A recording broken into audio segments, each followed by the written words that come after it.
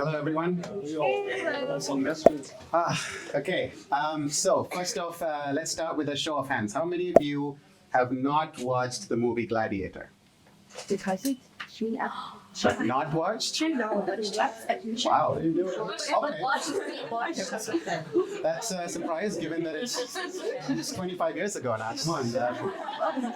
But no, it's fine. There might be a couple of spoilers, but it's okay. But yeah, so I should maybe get to my slides. Sorry.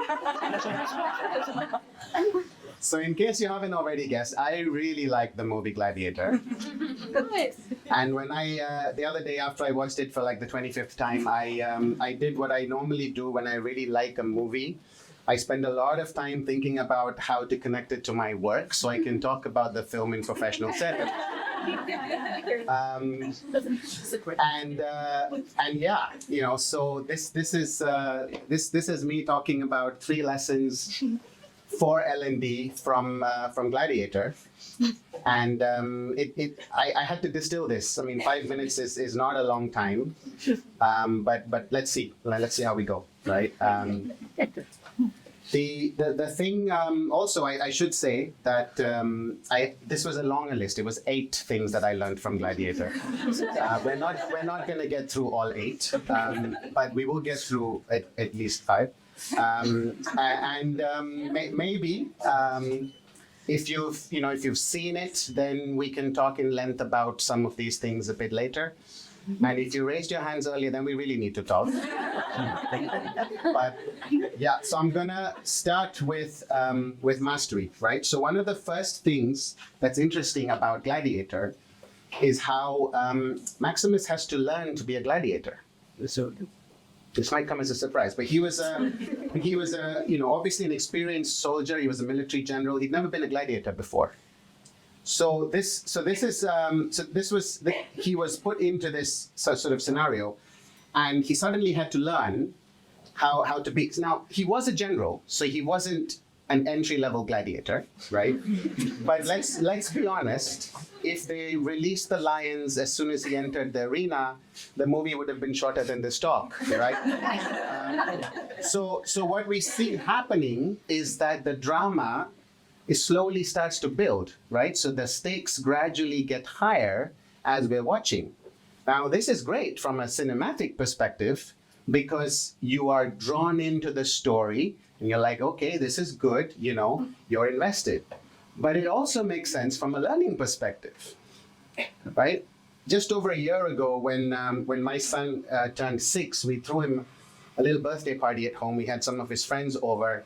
They all brought a little present, and everything seemed to be going very well. Until at one point, my son came up to me with this inexplicably sad look on his face. And I asked him, what's wrong? And he took me to the little pile of presents. He picked up this present from that pile, and he pointed to the corner where it said suitable for ages 4+. And at this point, I was probably looking for some candles or something for his cake, like trying to solve real problems, right? And so I said, yes, it says 4+. You're 6. It's fine. And at that point, he looked me straight in the eye, and he said, "It's for babies." So this little person who had just turned 6 that day had seemed to have an intuitive sense that if a game or something was possible to be done by a 4-year-old, then it was going to be too easy for him. Right? Now, the point I'm trying to make is the right level of challenge is a key ingredient of mastery. And by the way, if any of you have or know a 4-year-old who would like to have a present, then please see me later. I'm serious. The next thing about Gladiator is, as we've said before, Maximus is a military general. He's used to command and control, right? Giving and receiving orders, or as we like to call it in L&D, compliance, right? But the turning point in this story is when Maximus realizes he has a degree of autonomy. So suddenly the mission is his own, and he's emotionally invested in the outcome. In other words, he becomes the hero of his own story. That's a question worth asking, I think. How do we make people the heroes of their own story? And then the final thing, yeah, it was only three. I was joking about five. But there's a final thing here about Gladiator, which I think is the driving force behind Maximus's quest for mastery and his desire for autonomy. And that thing is purpose. Indra Nui was the former CEO of PepsiCo, and she once said, if you don't focus on purpose, you can't deliver performance. And that's interesting, right? Because at one point, Maximus is asked, why are you doing this? What is it all for? And his answer, some of you will remember, was very simple. He said it was the last wish of a dying man. And that was his purpose.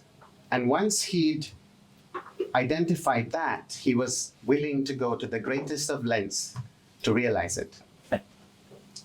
So what we get at the end with Gladiator is a story of transformation. It's a story of a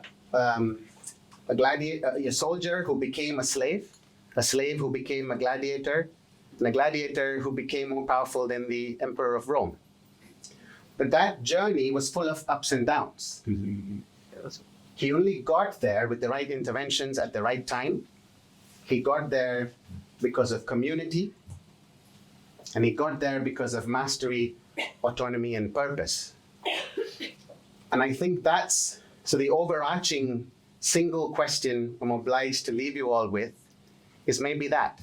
How do we, as L&D, orchestrate more of these epic, life-changing, transformational stories? How do we go beyond the transactional, sort of, okay, here's this course and here's the skill at the end of it. It needs to mean something. We're at the point where engagement is dropping to record lows. And part of that is people don't understand what it all means. What is it for?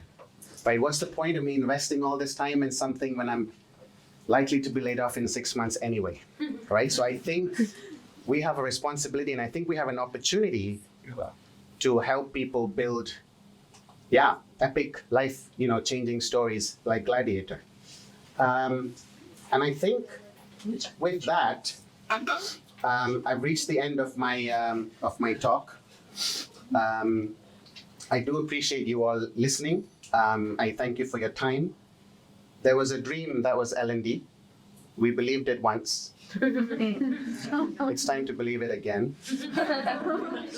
Please fill out the feedback form later. It will consist of only one question, and that question is.